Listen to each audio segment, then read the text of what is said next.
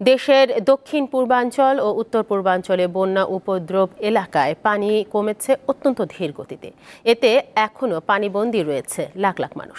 নোয়াখালীতে ভোরে ভারী বর্ষণের ফলে কোথাও কোথাও পানির উচ্চতা বেড়েছে। 9টি উপজেলার 20 লাখেরও বেশি মানুষ পানিবন্দী অবস্থায় রয়েছে। এর মধ্যে বেগমগঞ্জ উপজেলার অবস্থা খুব বেশি খারাপ। খাগড়াছড়িতে অন্তত 40,000 পরিবার বন্যায় কম বেশি ক্ষতিগ্রস্ত হয়েছেন। কুমিল্লায় শনিবার রাত পর্যন্ত 14টি উপজেলা প্লাবিত হওয়ার খবর দিয়েছে জেলা ত্রাণ ও পুনর্বাসন কর্মকর্তার কার্যালয়। গত 2 দিন ধরে বৃষ্টিপাত না হলেও বন্যার তীব্রতা কমেনি। পানি উন্নয়ন বোর্ড জানায়, গোমতীর পানি এখনও বিপদসীমার উপর দিয়ে প্রবাহিত হচ্ছে। এদিকে কাপ্তাই বাঁধের পানি বিপদসীমার কাছাকাছি পৌঁছে যাওয়ায় খুলে দেওয়া হয়েছে 16টি গেট।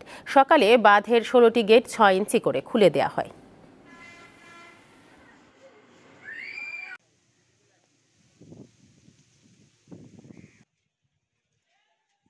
আমার বাড়িঘর আঙ্কেল পানির তলে, সব কিছু নিচে, আমরা কিছু আনতে পারি নাই।